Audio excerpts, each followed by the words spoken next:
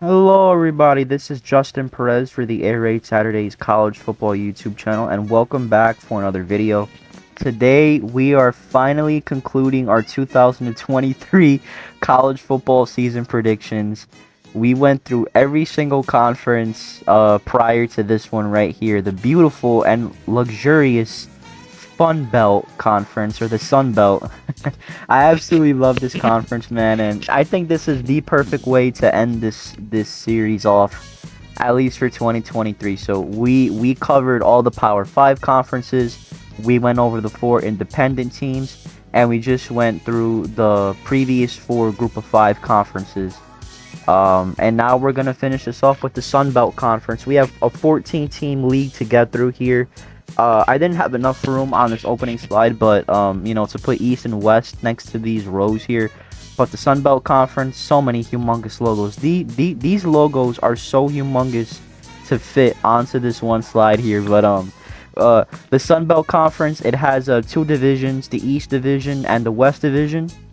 So obviously, for those who have been keeping up with the channel since I started uploading videos 4 weeks ago, for the conferences that have divisions, we're gonna go through each division in alphabetical order. So the East Division consists of Appalachian State, Coastal Carolina, Georgia Southern, Georgia State, James Madison, Marshall, and Old Dominion, which you can see those teams on the top row of this opening intro. And the West Division is on the bottom row, and it consists of Arkansas State, Louisiana, South Alabama, Southern Miss, Texas State, Troy, and UL-Monroe, or Louisiana-Monroe. So we have 14 teams to get through here, so let's kick this thing off by starting off the East Division. All right, now it's time to start the East Division, and we're gonna kick this thing off by talking about the Appalachian State Mountaineers. Now, Appalachian State is head coached by Sean Clark, who's in his 4th year, and as of right now, he has a 26-13 record at App State. Last season was somewhat of a disappointing campaign for the Mountaineers, as they finished 6-6 and 3-5 in the Sun Belt. And although they reached 6 wins, they didn't go to a bowl game because 2 of their 6 wins came against FCS teams. So a bit of a disappointment for sure, but Appalachian State should rebound big and get back to the postseason this year. They have a decently challenging non-conference slate, as they got to play North Carolina on the road, as well as Wyoming on the road, and they also have to host East Carolina from the American Athletic Conference on September the 16th.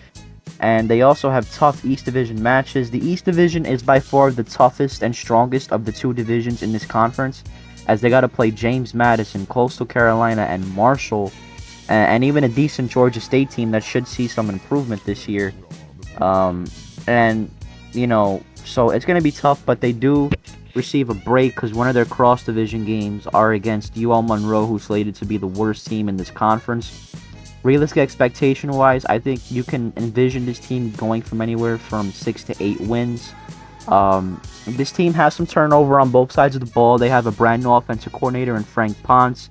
They have a new quarterback. Chase Bryce is done, so the slated starter is supposed to be redshirt freshman Ryan Berger, but other than Ryan Berger, the Mountaineers have a couple of other options, including Joey Aguilar, who's a JUCO receiver, who was a JUCO quarterback, and he was a pretty decent quarterback at the JUCO ranks. They have a new running back, or not a new running back, because Nate Noel, or Nate Noel. I just say Noel, because that's the way my dad pronounces his name. But Nate Noel, he wasn't the number 1 starter last year, like he's gonna be this year. This year he's gonna be the number 1 starter, but he still led the team in rushing games, in rushing yards in just 9 games. Cameron Peoples and Dietrich Harrington are done at the running back spot, but like I said, they'll still be good enough. They returned some decent offensive line. They have some experience on the offensive line, and they have their top 4 wide receivers from last year: Christian Horn, Deshaun Davis, Caden Robinson, and Dalton Stroman. And they're also bringing in depth from the JUCO ranks as well. The defense also has some turnover. They lost some players from last year, but the linebackers should be, pretty fine. with Andrew Parker manning the middle linebacker position. They have some new linebackers that are going to be around Andrew Parker. They do have some experience in the secondary at safety and at cornerback, which is good for them. And again, the defensive line, it should be somewhat of a strength, but it's going to take time for them to come together early, because again, turnover on the roster. So you have turnover in the coaching staff with the offense coordinator, turnover on the offense a little bit, and a little bit of turnover on the defense. But it's not like this team is not talented enough to where they can't compete for a postseason bowl game, possibly even a conference championship game berth. This team is good. So I see Appalachian State starting off the season, splitting their first 4 games in non-conference action. I see them beating Gardner-Webb on September the 2nd. Then I see them losing to North Carolina on September the 9th. Obviously, last season, North Carolina and Appalachian State played an absolute shootout in the first game of the season. And in my opinion, that Week 1 Appalachian State-North Carolina game last year was, personally, my pick for the game of the year, because that game was high scoring.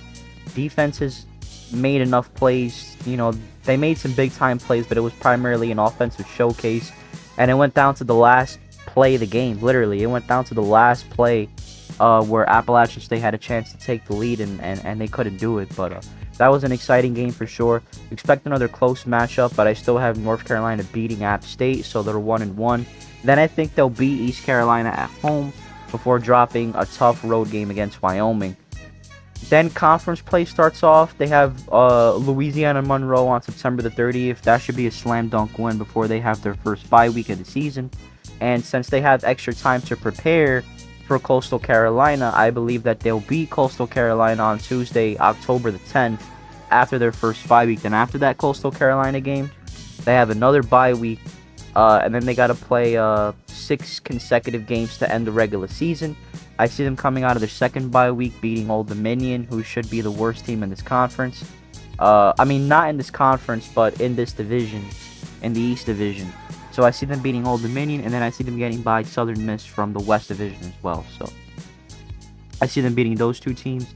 Then I think they'll lose to Marshall on November the 4th. Going to be a tough game. I think Marshall is the best team in this East Division, and we'll get to them later on. Yeah, so I see them losing to Marshall. Then I see them getting by Georgia State, losing to James Madison, then ending the regular season with the win versus Georgia Southern to end the season off at 8-4 and 6-2 in the Sun Belt this season. Alright, now let's transition over to the Coastal Carolina Chanticleers, who were head coached by first-year man Tim Beck. Last season under Jamie Chadwell, Coastal Carolina went 9-4 and 6-3 in the Sun Belt. They lost the conference championship game to Troy, and they also lost the Birmingham Bowl to East Carolina. So they had a rough postseason, but overall it was another successful year. Looking at their schedule, they have a really tough road challenge against UCLA to open up the season on September the 2nd. However, just because of that, even though they have that, they should still be considered one of the top contenders in the Sun Belt Conference. Now, Tim Beck, the brand new head coach, don't expect, if you're a Coastal Carolina fan, do not expect a major change in the offense and the philosophy in which the offense is ran. Tim Beck is another one of those offensive guru coaches, and there's not going to be too much changes. Now, to be honest with you, I didn't watch a lot of Coastal Carolina last year, so I don't know if they ran their offense a little bit differently. If Coastal Carolina fans find this video, then please let me know. I don't know if they controlled the clock that much. I don't know if they I don't know if they were one of those offenses that, likes to slow down the pace of the game and control the clock and move the chains that way. But I do know that they have a really good quarterback in Grayson McCall, and he has a really strong arm, and there's going to be lots of running in this offense. So I don't know if anything's going to necessarily change from last year. But I know that, with Tim Beck, do not expect there to be time and possession, dominating the clock, controlling the game. Don't expect the offense to run at a conservative but control the game type pace. They're going to be firing on all cylinders. They're going to run the ball, but they're also going to pass the ball a lot, and it helps that they have a lot of good receivers. He has a lot of veteran targets, including Sam Pinkney, who came off a 71 catch season last year. And he also has Jared Brown and Tyson Mobley. Uh, this is possibly the best receiving core in the Sun Belt Conference. So expect the offense to put up a crap ton of points. Expect the offense to put on a showcase every single week. They're going to be firing.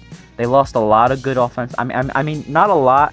They lost some terrific blockers from last year's offensive line, especially center Willie Lampkin, who left to North Carolina. But this is a veteran group that should be able to, just pick up where they left off, and they should be able to be fine. They have a good running back combination with C.J. Beasley and Reese White. They're going to get a lot of work in this offense because, they're going to run the ball a little bit more. I don't know how much they ran the ball last year, but I do know that this will be a throw first, run second team for most of the time. But they have the running backs to be able to grind out yards through the ground and to be able to put some big gains through the ground. Secondary has to be better. They just need to pick off more passes. The secondary, they need to come up with some big plays. Last year they only had one interception over the final 8 games of the season. They're going to need to pick off more passes. They're going to need to create big plays, and also the defensive front should be fine against the run, but again, they need the pass rushers. They didn't get a lot of sacks last year. They struggled to get behind the line and rush the quarterback and sack the quarterback. If the secondary is going to improve and make big plays, the defensive line has to rush the passer more. The linebacker should be fine. J.T. Killen, I believe that's how you pronounce his name, is he's an all Sun Belt defensive player. And then you also have Shane Bruce and Trey Pinkney as well, who will produce from the outside linebacker position. So both sides of the ball are fine. They just need to improve a little bit on some aspects, but they'll be pretty good. Now, as far as how I see this season playing out, you can expect Coastal Carolina to get from anywhere from 7 to 9 wins. I see them losing the season opener to UCLA in a close contest. But then I see them pulling off 4 straight wins against Jacksonville State, Duquesne, Georgia State, and Georgia Southern before the bye week. So they'll be 4-1. And then after the bye week, they'll lose to Appalachian State and Marshall in 2 out of their next 3 games. But then they'll be Arkansas State in the middle of that. And then after the Marshall loss, they'll go on a 4-game winning streak by beating Old Dominion, Texas State, Army, and James Madison to finish the year at 9-3 and 6-2 in the Sun Belt Conference. All right, now getting on to our third team here, and that's the Georgia Southern Eagles. Now, Georgia Southern's head coached by Clay Helton. He's in his 2nd year. Last year was his 1st year, and they went 6-7 and 3-5 in the Sun Belt Conference, and they lost the Camellia Bowl to Buffalo from the MAC. Their non-conference slate features contests. 2 of them are, one of the major non-conference games are at home, and that's against UAB, and they got to play Wisconsin and Ball State on the road. Their non-conference schedule also features the Citadel from the FCS to open up the season. Now, the offense, there are some questions, but that's not the major concern. The major concern is on the other side of the ball, and I'll get to that in a little while. But the offense, now they have a new quarterback, or now they will have a new quarterback. They're going to put up massive numbers again. Georgia Southern has been one of those teams that puts up a whole bunch of points and a lot of big-time numbers on offense. And now they're going to need a new quarterback. Kyle Van Treese is no longer at Georgia Southern, so in comes Davis Brin. Now, Davis Brin comes in from Tulsa, and he has the experience to just fire away. He tossed for over 4,000 yards at Tulsa.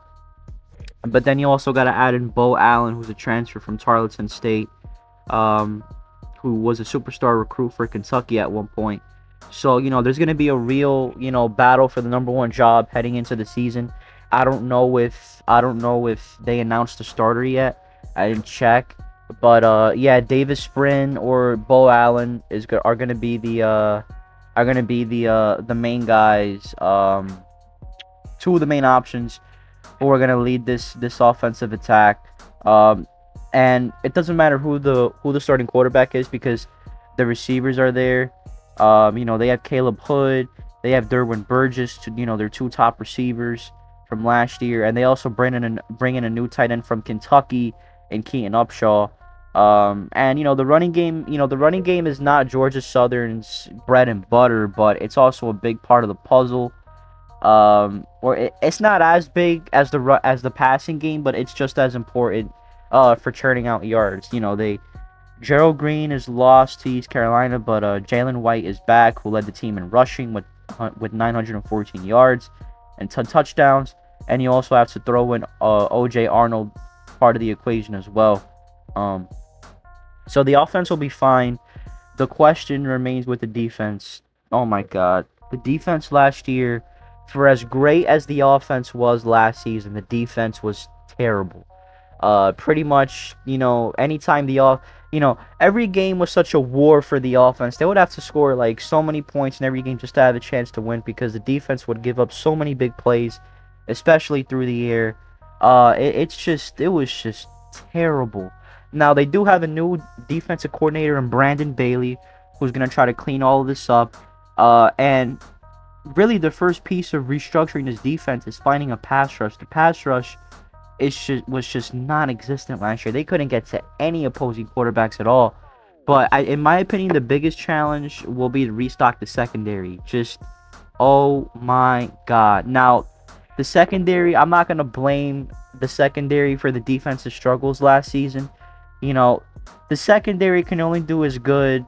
The secondary can only dominate if the defensive line rushes the passer, and obviously the pass rush just wasn't there. But my goodness, the secondary, wow. They're going to need to restock the secondary and reshuffle this, because my goodness. And it doesn't help that they lost Derek Canteen to Virginia Tech and Anthony Wilson to TCU. So, the secondary, they're going to have to go through a wholesale change, and hopefully the guys that come in through the portal will help improve the secondary, and just, hopefully the defensive line can crank out more pass rush. The defensive line only was able to get, the defensive line only got 20 sacks last year, and that is not good if you want to be a good defensive football team.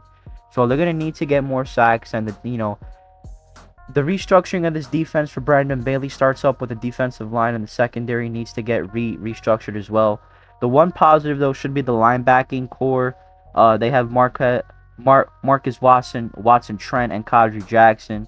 They're probably going to combine for over 200 tackles this season. And getting Tarian Lee from Texas A&M is a major help, and Davin Gilmore from Wingate will help as well. So, they brought in a couple nice transfers, and they have a couple of guys returning from last season that should be, this team's biggest strength. The linebacker should be the team's biggest strength. But my God, the secondary and the defensive line, they have to improve if this team wants to get any better. Now, as far as where I see this season going, I think Georgia Southern's going to beat the Citadel and UAB to open up the season at 2-0 before they lose to Wisconsin in Week 3. Then I see them beating Ball State to start the year at 3-1 heading into conference play. But then I see them losing their first two conference games against Coastal Carolina and James Madison. They have a bye week after the Coastal Carolina game. But I think they'll still lose to James Madison. Then I think they'll beat UL-Monroe rather easily, because UL-Monroe, I think, is the worst team in the Sun Belt Conference this year, and they should not be taken seriously. But then they have to go to play Georgia State at home on Thursday night. They'll lose that game.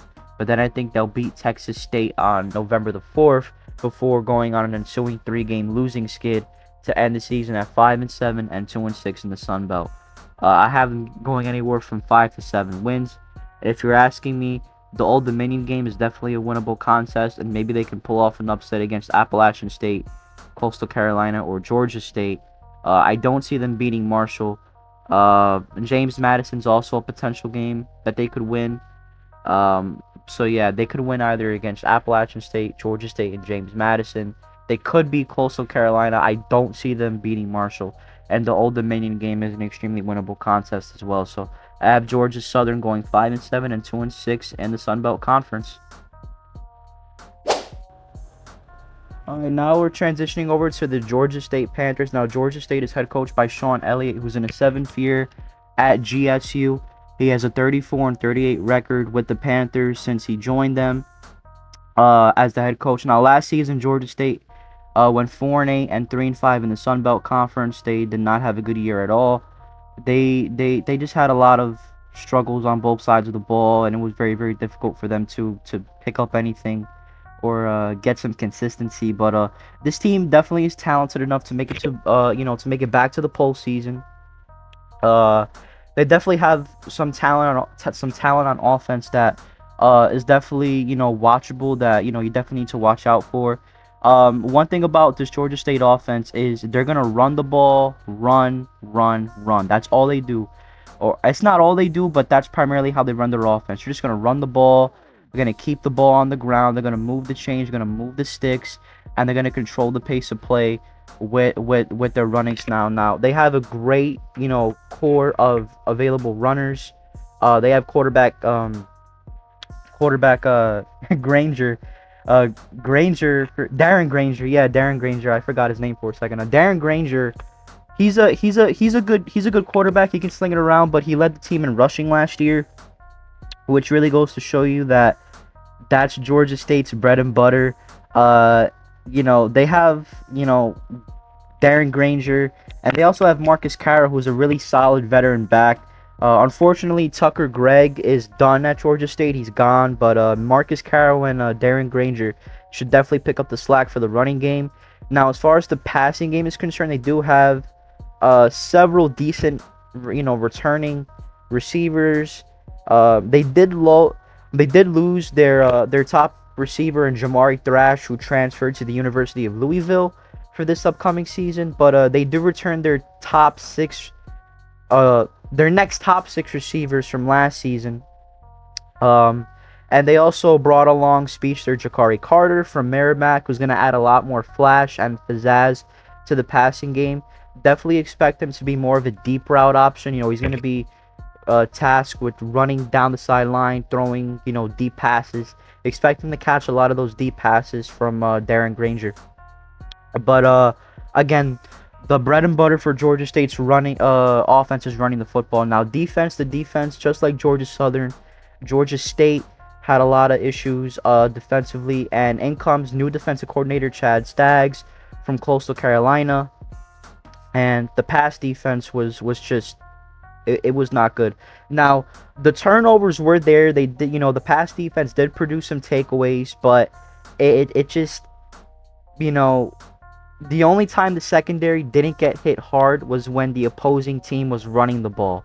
Passing, when the other team was passing, it was just an absolute, excuse my language, but it was an absolute shit show. I mean, they just allowed a lot of bad plays. They allowed a lot of bad passes, and to make matters worse, safety on Tavius Lane left for North Carolina, and Quavion White is done at Georgia State, which puts the pressure on Lehigh transfer Tyge Leach, who's a safety. And they also got to put pressure now on Bucknell transfer defensive back Gavin Pringle.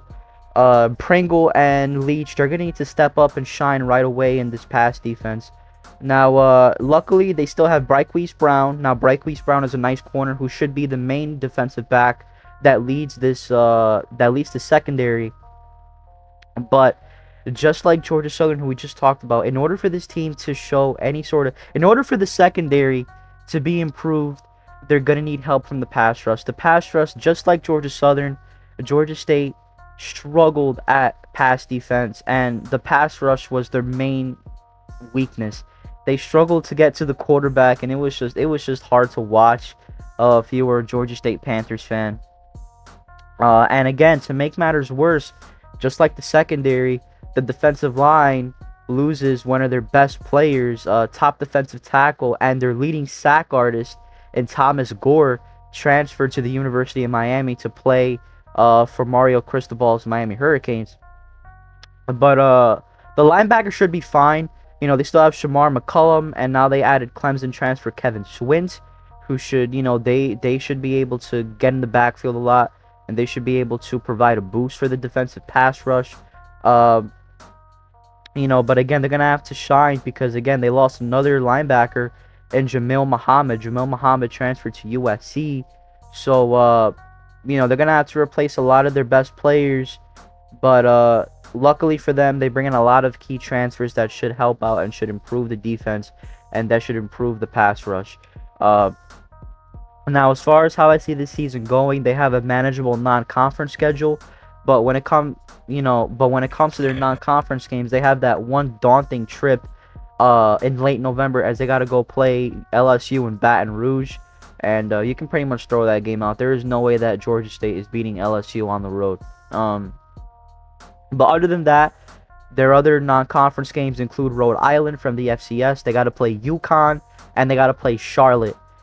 Charlotte and Rhode Island, those should be wins. But as you can see, I picked a loss against Charlotte for Georgia State, which I'll get to in a little bit. The Sun Belt League slate could be a problem for Georgia State. Like I said, they are talented enough to possibly improve and get to a bowl game. But it's going to depend on if everything works out. If the offense does what it's supposed to do, and if the defense improves, and if they get more turnovers, and if they create more of a pass rush, this Georgia State defense is going to be really, really solid. And they're going to be just enough. They're going to improve just enough to where they can make it to a bowl game.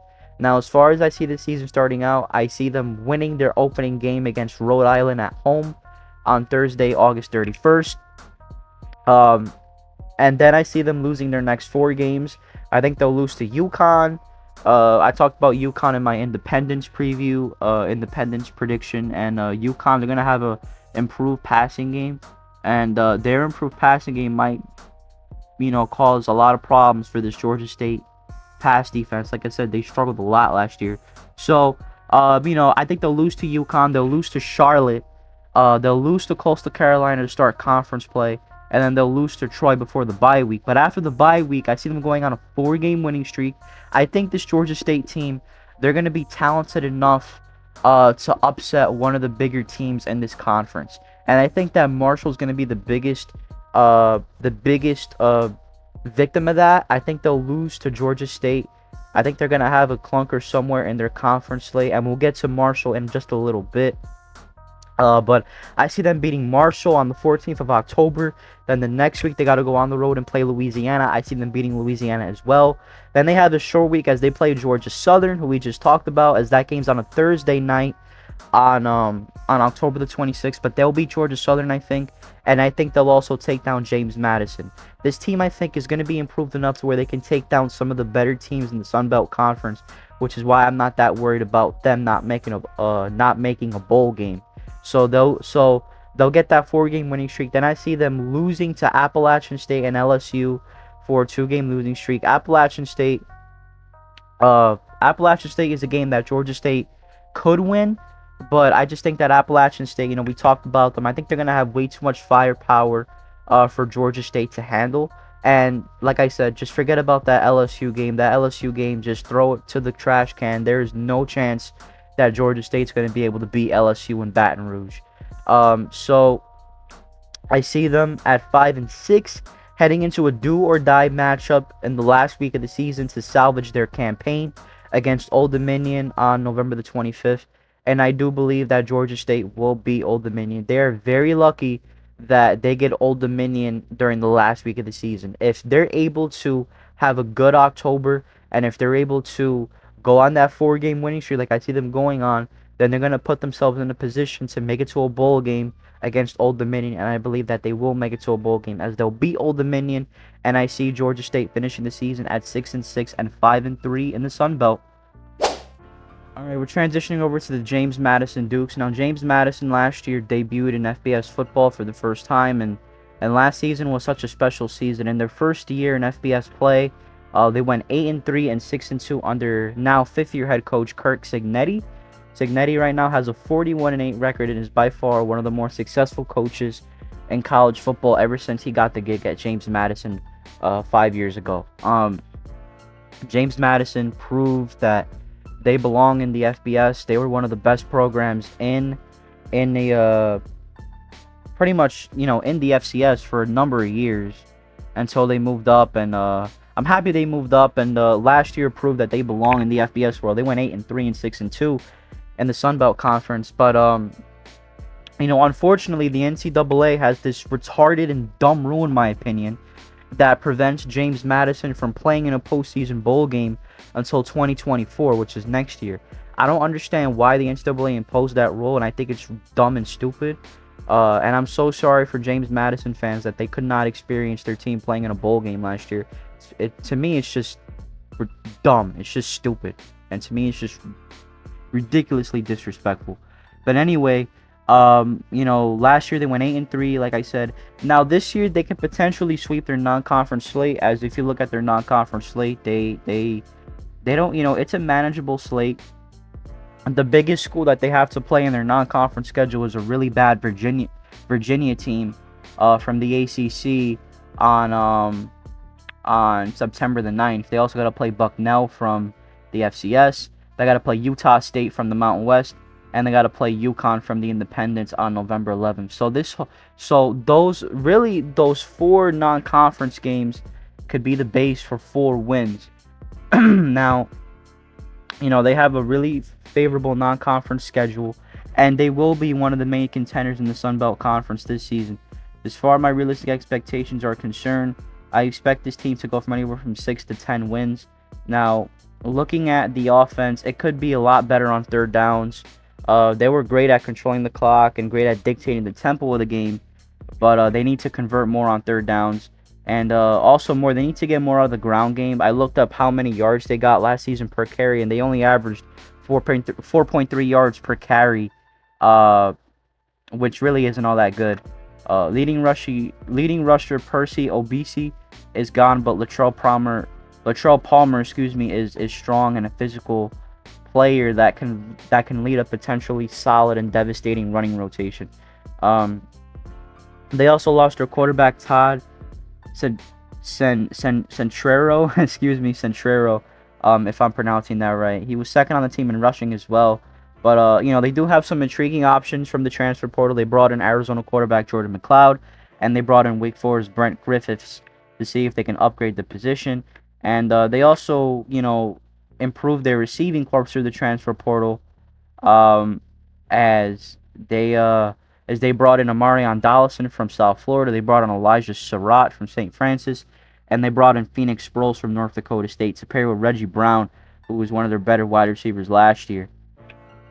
Now looking at the defense was really the main reason as to why James Madison had a successful season last year, because they were a killer. They might be lacking a lot of size, but the good thing about this defense is that they swarm to the ball carrier. Every single time somebody from the opposing team has the ball, they just swarm to the ball carrier, which makes it really tough for opposing offenses to get any rhythm going. James Carpenter is a guy that you need to watch out for on the nose tackle position. And they have a good rotation of defensive tackles and defensive linemen. They have a great outside combination of Jamar Chroma and Abi Okanji. As those guys, they can definitely shine. The linebacking combination of Taurus Jones and Jalen Walker will once again be involved in almost every play if possible. They were 1 and 2 in tackles respectively last season, and they basically are beefed up safeties that can play pretty much at the linebacker position. They're really, really good.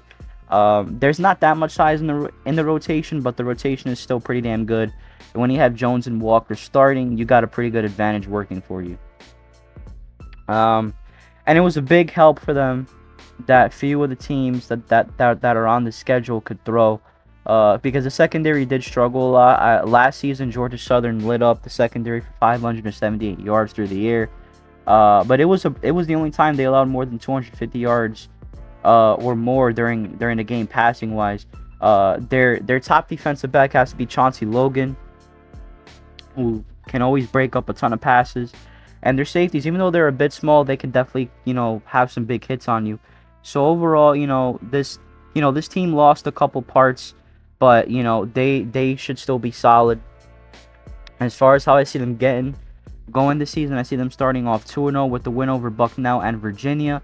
Then I see them losing their next 2 games to Troy and Utah State before improving to 3-2 against South Alabama before the bye week.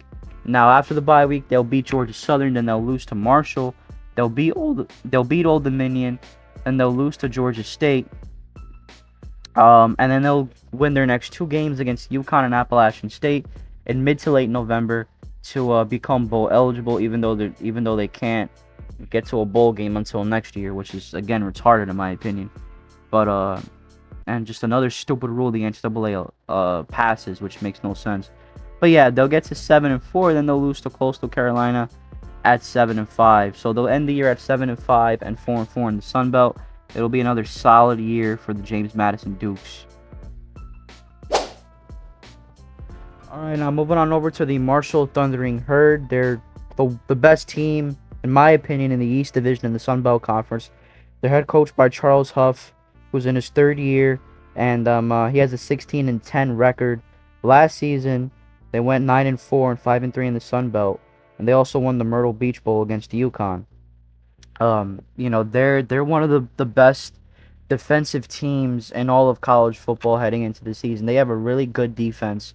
And that was, one of the reasons why they made it that far last year as well. They also have a pretty good offense as well. They face a tough non-conference slate. They have opponents against East Carolina, Virginia Tech, and North Carolina State. So it's a really dense non-conference schedule. They will be one of the top teams in the East Division. Once again, last year they weren't at the top. But they were, at the higher echelon of the division. This time, they're going to be probably one of the top 2 teams in this division, in my opinion. That's how I see this going. So, looking at their schedule, they got to play Albany in the first week of the season, which that'll be a win. And then they'll lose to East Carolina before their early and only bye week. They have an early bye week for some reason. So they'll lose to East Carolina, and then after the bye week, they'll lose to Virginia Tech. Then they'll beat Old Dominion on September the 30th before losing back-to-back games to North Carolina State and Georgia State. But after that Georgia State game, they're going to go undefeated the rest of the way and win their next 6 games to get to 8-4 overall. I think they'll beat James Madison in the short week. I think they'll take down Coastal Carolina. I think they'll beat Appalachian State. They'll take down Georgia Southern. South Alabama is a really tough contest.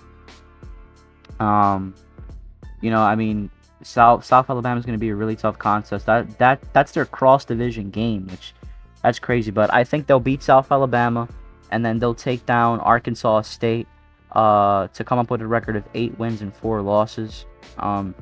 Realistic expectations when looking at it, they can probably get from anywhere from 7 to probably 10 wins.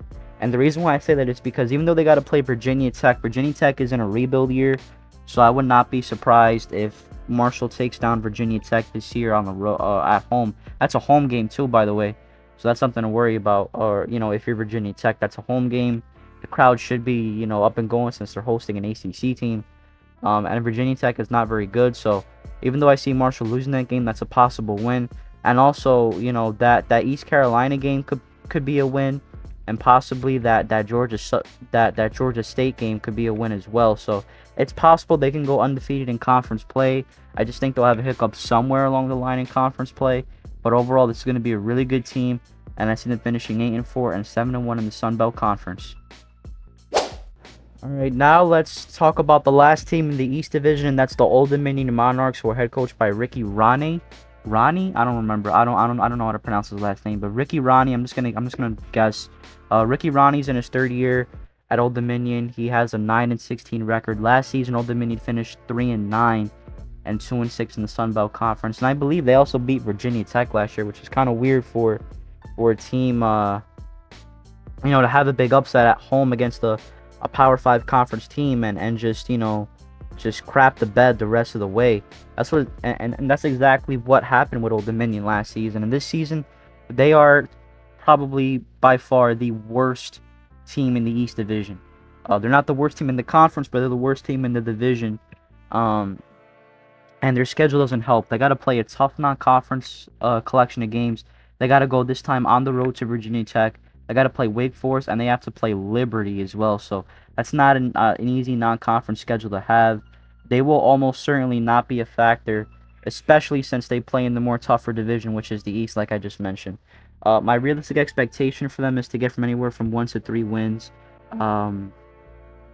Really, at this point, it's can Old Dominion be respectable again at this point? Because last season was just so bad for them, and I did not expect last season to go as bad for them, but it did go bad, and now they're in a situation where, okay, Ricky Ronnie's had 3 years to get this ship right, to get this ship pointing in the right direction for Old Dominion, and it hasn't worked out. And depending on how this season goes, this could be his last season. He could definitely be on the hot seat for Old Dominion this season. So, as you can see, I have them going 1-11 and 0-8 in the Sun Belt. Their only win comes against Texas A&M Commerce from the FCS on September 23rd. Every other team that they play, I see them losing to. So I'm not even gonna go too deep into this because you already see it. I don't really need to check. I don't need to say what games are gonna lose because you see it right there. There's only one game that this team could win, and that's against TAMU Commerce. So what are, as you see on the left side of the screen, I have them going anywhere from 1 to 3 wins. Well, what other wins can they get on the schedule? Well, like I said with Marshall, that Virginia Tech team is, Old Dominion beat Virginia Tech last season. I would not be surprised if they beat Virginia Tech again this season, although I don't see that happening this time. But if it does happen, I don't see them. I wouldn't be surprised. That game could go either way. Virginia Tech could win that game. I see them winning that game, but I wouldn't be surprised if Old Dominion pulls that off. Then, you look at everywhere else in their schedule. Again, maybe the Georgia State game is winnable because Georgia State's not a phenomenal team. And maybe they have a chance against Southern Miss. But Louisiana, Wake Forest, Marshall, Appalachian State, James Madison, Coastal Carolina, Liberty, and Georgia Southern. Well, maybe not Georgia Southern, but Liberty, Coastal Carolina, James Madison, Appalachian State, Marshall, Wake Forest, and Louisiana. Those are all going to be losses. The only winnable games I see on the schedule, other than that TAMU Commerce game, possibly maybe against Virginia Tech, maybe against Southern Miss. They could possibly take down one of the 2 Georgia teams in the final 2 games of the season. I don't know. There are more winnable games on the slate, as I just mentioned, but as of right now, I see this team being terrible, and I see Old Dominion finishing 1-11 and 0-8 in the Sun Belt Conference. Okay, now let's start off the West Division with the first team in alphabetical order, and that's the Arkansas State Red Wolves. Arkansas State's head coach by Butch Jones, who's in his 3rd year at ASU. And he's compiled a lackluster record of 5 wins and 19 losses. Last season, the Red Wolves finished 3-9 and 1-7 in the Sun Belt Conference. They should at least get 2 wins from their non-conference plays, as they play Stony Brook and UMass. But they also have to face a really good Memphis team on the 9th of September. And the week before that, they also have to play Oklahoma on the road. And that's not going to go well at all for Arkansas State. I can just tell you that right now. They're not supposed to be the worst team in the West Division, but they're expected to be near the bottom of that division. Realistic expectations I have for this team: 2 to 5 wins. This team, I don't know what we're getting with Butch Jones here. I mean, he's trying to make something work in Jonesboro or whatever or wherever this university is located, but it just hasn't gotten done. Maybe this is the year where Arkansas State finally gets a little bit closer to getting back into a bowl game. Arkansas State was one of the better teams in this conference for a little while, and then everything just started going downhill. So hopefully for Arkansas State fans, this is the year where they start to get back to those to that winning formula, those winning years. Now, I see them starting off 0-2 this season. They'll lose to Oklahoma and Memphis. Then I see them beating Stony Brook easily on the 16th of September before losing once again to open up conference play against Southern Miss on September the 23rd. Then I see them beating UMass easily. I think UMass is going to be the worst team in the country again this year. So UMass on September 30th will be a win. So they're 2-3 heading into October, and then they lose to Troy to open up October to drop to 2-4. I don't think that Arkansas State will really have a chance in that game. and after their bye week, they got to play another contender in Coastal Carolina, and I don't think they'll have much of a chance in that game either. So really, they're gonna drop to 2-5 before they improve the record to 4-5 with wins against UL-Monroe and against Louisiana. I think that Arkansas State is good enough to where they can beat one of the better teams in the Sun Belt Conference this year. They're not going to take down South Alabama and Coastal Carolina and Troy, who are the best of the best, but I think they could take down one of the lesser teams that are still pretty good, and Louisiana is one of those teams.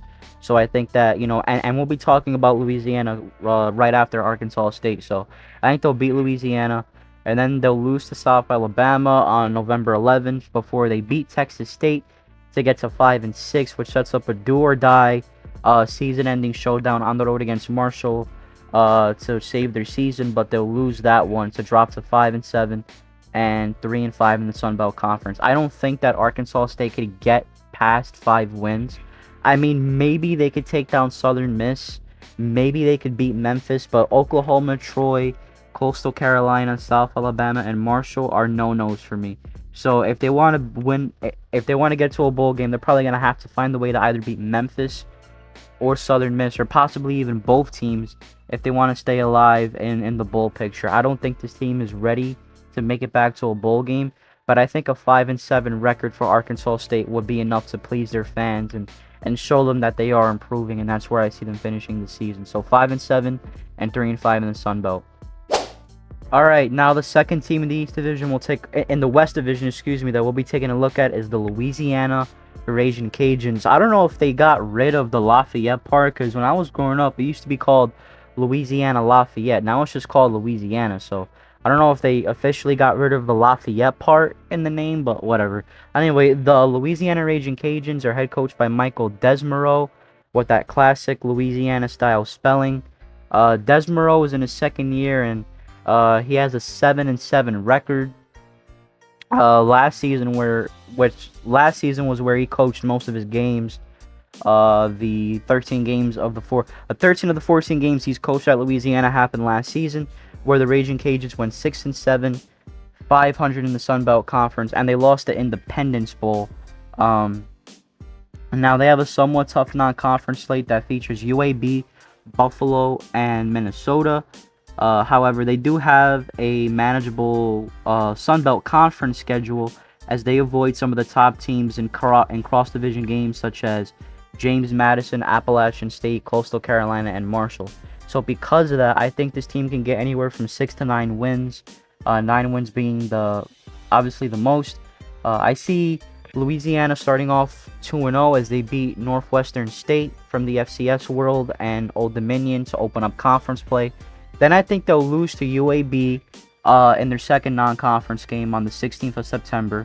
Then I see them beating Buffalo on September the 23rd from the MAC to get to 3-1. And then I see them losing to Minnesota to drop to 3-2 before they beat Texas State to close out the first half of the season on a 4-2 run. And they have a bye week. Then they'll lose to Georgia State and South Alabama. I think, Louisiana will have a couple hiccups against, teams in the conference that they should beat. Obviously, if you look on paper, Louisiana and Georgia State are, Louisiana is supposed to be the better team. But like I said, I think Georgia State has enough talent to where they could shock a couple of these, of these better teams. And I think Louisiana will be the recipient of that. But after their losses to Georgia State and South Alabama, I see them winning their next 2 games against Arkansas State and Southern Mississippi on a Thursday night on November 9th. So it's a short week, but I think they'll win. I think they're better than Southern Miss. And they'll lose to Troy to drop to 6-5. And then they'll beat Louisiana-Monroe easily on the last week of the season to finish 7-5 and 5-3 in the Sun Belt. Now, I have them in my predictions. I see them getting 7 wins, but they could get up to 9 wins total. The UAB game is a game to definitely look at, and definitely the Georgia State game are 2 games that they could win. I think it's also possible that that Louisiana could either beat South Alabama or Troy, who are 2 of the top teams in the West Division. They are the 2 top teams in the West Division because everybody else is not even close. The closest team to South Alabama and Troy would probably be Southern Miss, but still they're behind talent-wise compared to Troy and South Alabama. So, it's possible they could win one of those games against South Alabama or Troy, but I just don't see it. So really, and the Minnesota game's a throwaway too. So really, if they want to get to 9 wins, then the best possible scenario would probably be to beat UAB and Georgia State. But I have Louisiana finishing 7-5 and 5-3 in the Sun Belt. All right, let's move on to the South Alabama Jaguars, who, quite frankly, are one of the top 2 teams in the West Division. It's either them or Troy that's going to make it to the conference championship game this season. I don't see any other team besides South Alabama or Troy coming close to making the conference title game out of the West Division. They're head coached by Kane Womack. Womack is in his 3rd year at South Alabama, and he has a 15-10 record. Last season was probably his best year of his short stint there, as the Jaguars went 10-3. They went 7-1 in the Sun Belt Conference, but they lost the New Orleans Bowl to Western Kentucky. This year should be really, really, really better, because they are considered to be one of the top contenders for the Conference USA title this season. They have 2 road trips to Tulane and Oklahoma State in non-conference play, and they also host Central Michigan as well. Now they have the extremely weak West Division makes up for a manageable conference slate that definitely plays into their favor, and because of that, I see them getting anywhere from 6 to 9 wins. Now the way I see this season going off for South Alabama, I see them losing to Tulane, and that game is probably, in my opinion, a top 10 game in week 1, and I'll probably make that video shortly soon as well. That's going to be a good game. But I see South Alabama losing that game to Tulane. Then I see them beating Southeast Louisiana from the FCS in their home opener before stumbling to Oklahoma State in week 3. And then they'll beat Central Michigan in week 4.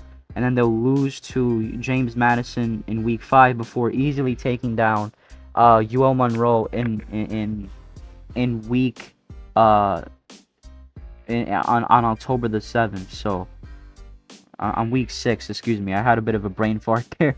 So week 6, a win over Louisiana-Monroe before the bye week. So alternating between wins and losses isn't really a bad thing, especially when you play a tough non-conference schedule. I mean, road trips to Tulane and Oklahoma State, they're not easy. So that's fine. But after the bye week, they'll go on a gauntlet run the rest of the way. I think they'll beat Southern Miss. They'll have the extra time to prepare for Southern Miss. So I think they'll beat the Southern Miss Golden Eagles, who we'll talk about next. I think they'll take down Louisiana. I think they'll beat Troy, and then they'll take down Arkansas State. That Troy game is really going to determine who makes it out of the West Division this year. That right there is going to be a great game that week. It's on a Thursday night, and I think people should really be tuned into that game that day.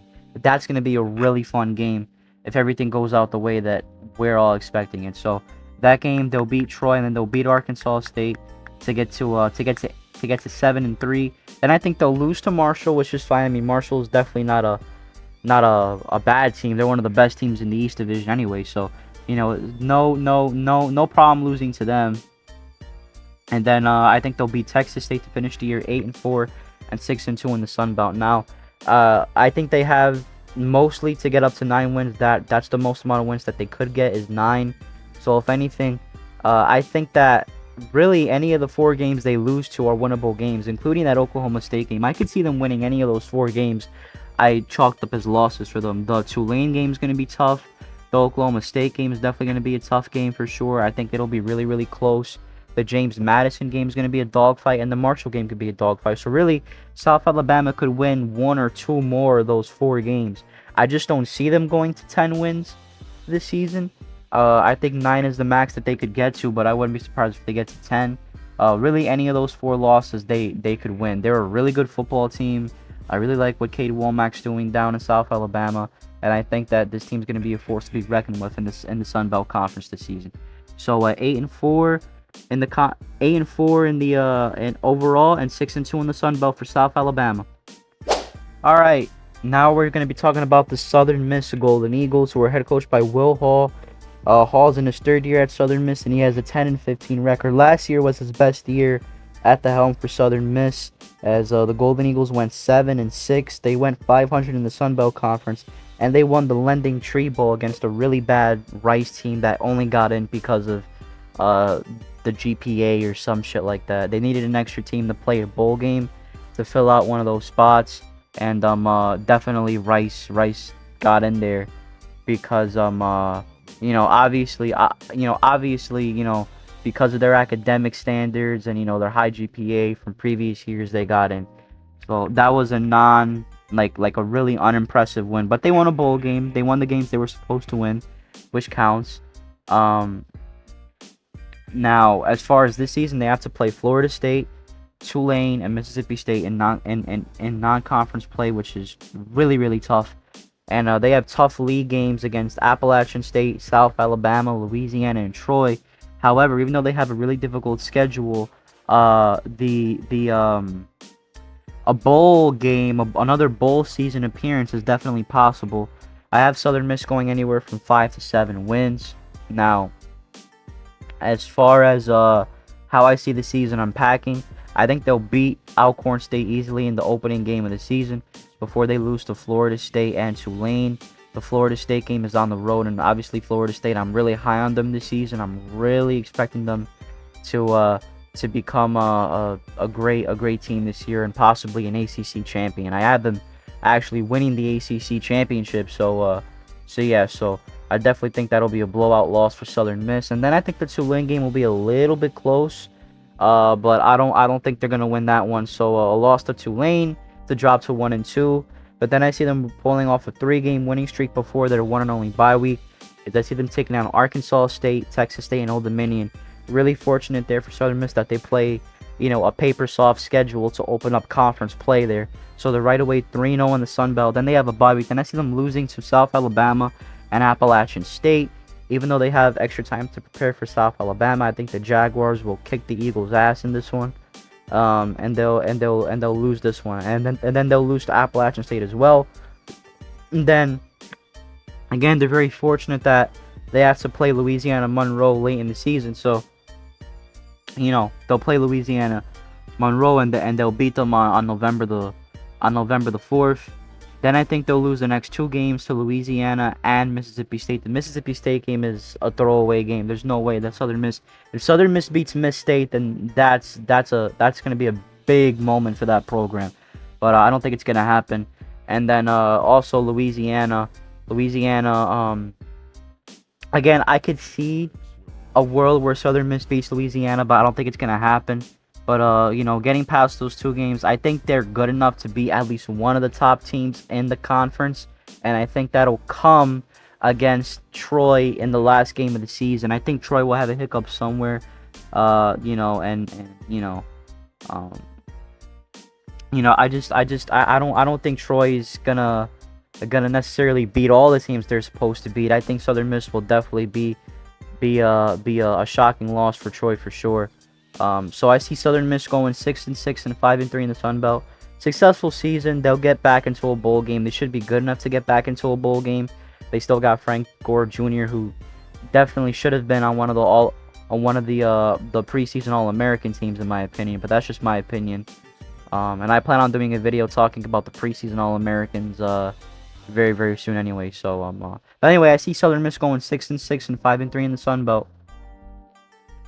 Alright, now let's move on to the Bobcats of Texas State University, who are head coached by a brand new man, and that's GJ Keen or Keen. I don't know how to pronounce his last name. I forgot to look that up. But anyway, GJ Keen, I'm just gonna call him Keen. GJ Keen, at his first year at Texas State last season, the Bobcats went 4-8 and 2-6 in the Sun Belt Conference. They will be near the bottom of the West Division again. Don't expect it, for this team, even with a new coach. Don't expect for this team to do anything amazing this season. Baylor and UTSA headline their non-conference slate. And I think those will both be losses. As you can see on the right side of the screen, that's who they open up their season against.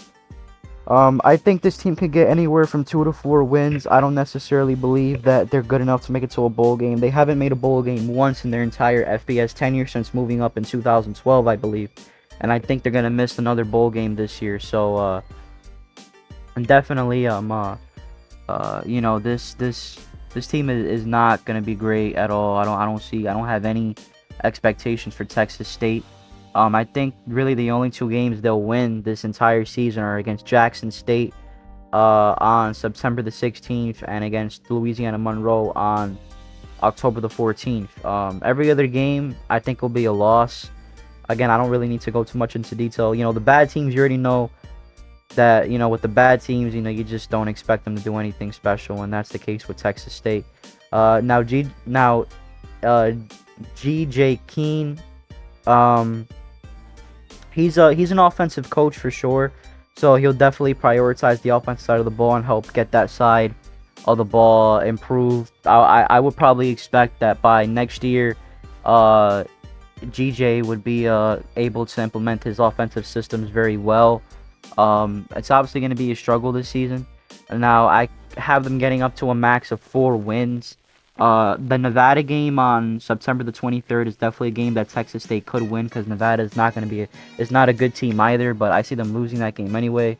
And possibly they could beat Georgia Southern, Arkansas State, and maybe even Southern Miss as well. I just don't see those games going their way at all, and as a result, I see Texas State going 2-10 and 1-7 in the Sun Belt Conference. They're not going to be good at all, but don't expect anything from them. It's going to be another lousy year in San Marcos for Texas State. All right, second to last team we're going to be talking about in this long video, it's the Troy Trojans.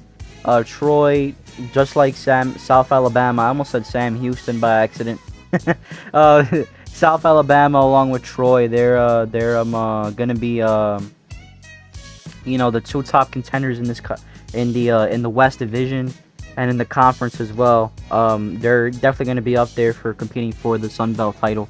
They're head coached by John Sumrall, and he's in his 2nd year. Last season they went 2-12 and had a phenomenal year, probably their best season in a long time.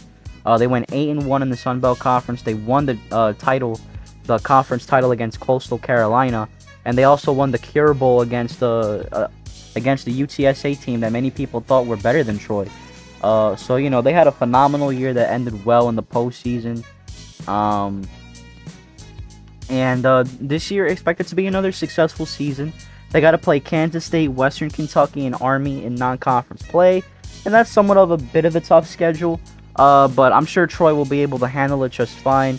I think that Kansas State game could be really close and go down to the wire, because even though Kansas State's the bigger team from the bigger conference, and I know they went to the Sugar Bowl last year, you know, Troy, they're one of those group of 5 teams that'll give a Power 5 team everything they could handle. So I think that game will be close. They'll definitely be in a tight race with South Alabama and possibly Southern Miss for the West Division. But they're expected to be the favorites by many people in this division. Realistic expectation-wise, I think that that Troy can get anywhere from 8 to 10 wins this year. And I see them finishing 9-3 and 6-2 in Sun Belt Conference play. I think their 3 losses will come to Kansas State in the 2nd game of the season, then South Alabama in early November, and then Southern Miss in the last contest of the year. You know, obviously, you know, it's possible they could beat Southern Miss, and it's possible they could beat South Alabama. I don't know if they'll beat Kansas State. We'll just have to wait and find out, and if that'll even come close to happening. But yeah, I think they'll finish 9-3. I think they'll beat Stephen F. Austin in the first game of the season. I don't think that they will beat them. Then I think they'll beat James Madison. The Western Kentucky game is going to be a little bit tough, because Western Kentucky, they're obviously known for their high-octane offenses. But, you know, Troy has a pretty good offense, too, with Gunnar Watson, I think, at quarterback. So,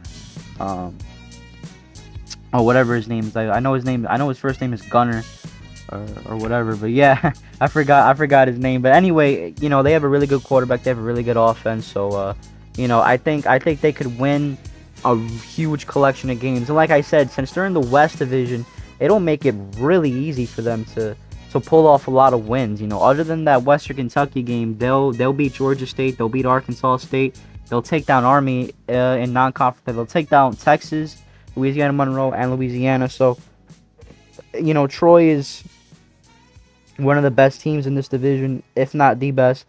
But I see them finishing with 2 losses in conference play, but they'll still have a successful year with a 9-3 record. I think out of all the games that they could win to possibly get up to 10 victories on the season, definitely look at that Southern Miss game on November the 25th as a game that they could get to their 10th win of the year. But yeah, I see Troy finishing 9-3 and 6-2 in the Sun Belt Conference. Alright, finally the last team that we're going to talk about in this extremely long predictions video for the Sun Belt Conference. Longer than what I expected it to be, but that's my own fault. But I'm glad. If you guys are watching this, then I'm glad you're sticking through it. By the way, I'll put the timestamps for each team in this conference in the description down below if you only care about a couple teams or one in this conference, like I always do. Just be on the lookout. But anyway, UL-Monroe, they're probably the worst team in this conference. They're head coached by Terry Bowden, who's in his third year at Louisiana-Monroe or UL-Monroe. He has a very unsurprising record of 8 wins and 16 losses. Last season, they went 4-8 and 3-5 in the Sun Belt, and I think they're probably going to be even worse than that. They have road trips to Texas A&M and Ole Miss, and they also play Army as well in non-conference play. This is considered to be the worst team in the Sun Belt Conference heading into the 2023 season. Realistic expectations for the Warhawks, I see them getting anywhere from 1 to 3 wins. But as you can see below, I have them going 1-10 and winless in the Sun Belt Conference. Their only win is gonna come against Lamar. Lamar, obviously from the FCS. I wouldn't be surprised if Lamar beats UL-Monroe anyway, because they're absolutely terrible. They're a really bad team. Just bad. They're just really bad. So I see them beating Lamar, and everyone else they're gonna lose to. They gotta play a lot of the top heavy teams in cross division games, and of course every other team in the West Division is way better than Louisiana-Monroe. So I see them going 1-10 and 0-8 in the Sun Belt. Now other games they could possibly win to get to 3 victories. I don't know if it's possible, but if you look at the schedule, that Texas State game on October the 14th could possibly be an extra win. And maybe you could look at that 3-game stretch from Georgia Southern on October the 21st to Southern Miss November the 4th. So really, those are the only games that I see them winning. I don't think they're going to be that good at all this season. They're just not a good team. And, Terry Bowden's trying really hard to make something happen at Louisiana-Monroe, but it's just not panning out. And I think if he has a really bad year this season, then he can possibly be fired from Louisiana-Monroe. But let's see what happens. But overall, I see ULM finishing 1-10 and 0-8 in the Sun Belt Conference. Alright, and that is going to wrap it up for our final conference predictions video, the Sun Belt Conference. Just to recap, these are my final projected standings in the East Division. I see Marshall coming out on top with a 7-1 record. Appalachian State and Coastal Carolina will be tied for second place with each other at 6-2. Then I see Georgia State finishing at 5-3. I see James Madison finishing 5th in the division at 4-4. Then we have the 2 cellar dwellers in the conference. I see Georgia Southern finishing 2-6. And falling in 6th place. And then in last place in the East Division, I see Old Dominion going 0-8 in conference play. And in the West Division, South Alabama is tied with Troy for first place in that division. But since South Alabama defeated Troy in my predictions, they'll get the spot in the Sun Belt Championship game as the first place team. So you have South Alabama, Troy finishing at 6-2, and then you have Louisiana and Southern Miss finishing tied for third at 5-3. Arkansas State finishes 3-5 and places 5th. Then you have Texas State finishing 1-7 and going 6th.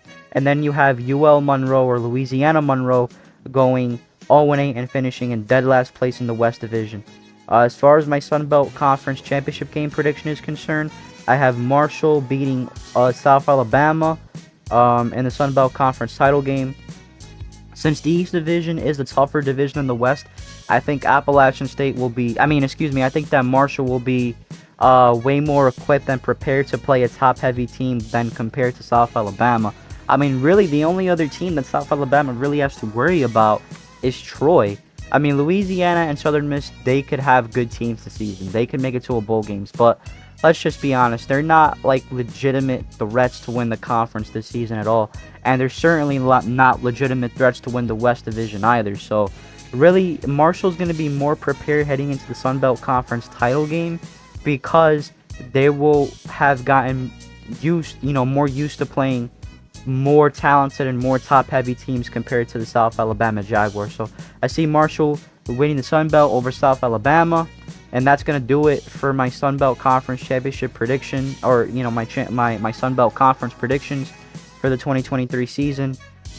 And wow, it's been a long ride to get to where we are now. We went through all 10 conferences in the FBS college football realm, as well as the independents. So for those of you who have stood by all this time throughout this video, I want to thank you for tuning in, and for tuning into all of my conference prediction videos. I know there's been quite a few of you that have been following my channel as of late and watching all these prediction videos, so I want to thank each and every single one of you for watching these. And it's been a long grind, and I'm just happy that, you know, we're done with these prediction vids so I can move on to my other projects for this YouTube channel.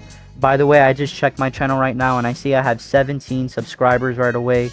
You know, I started this channel 4 weeks ago, and to see this channel already have nearly 20 subscribers is actually really special. I know it's not a lot, but you know, for just starting out this channel, that's a pretty big feat. So that's a big accomplishment. So I want to thank all of you guys who have subscribed to this channel. It really means a lot. You know, I'm not trying to be internet famous or anything like that. I just want to be able to grow a decent sized YouTube channel that has, you know, that I can talk college football, you know, with a lot of other diehard college football fans. So I appreciate you guys tuning into my content and tuning into this video. I'm going to be posting a lot of different style of videos. I'm not going to ruin any surprises for those of you who are subscribed, because I think a lot of my ideas that I have on the channel will be pretty well received by everybody here. So like I said, thank you guys for sticking with me. Thank you guys for watching this video. I'm going to put out some more videos in the future. I plan on making a video for the preseason All-American teams and giving my thoughts on them, and going through the preseason All-American teams. So be on the lookout for that. And take care. Have a good rest of your day. It is officially August 25th, which means tomorrow, August 26th, is the start of the 2023 college football season. I cannot wait for tomorrow, and I'm sure all of you cannot wait as well. So have a good night, everybody. Take care, and I'll see you next time.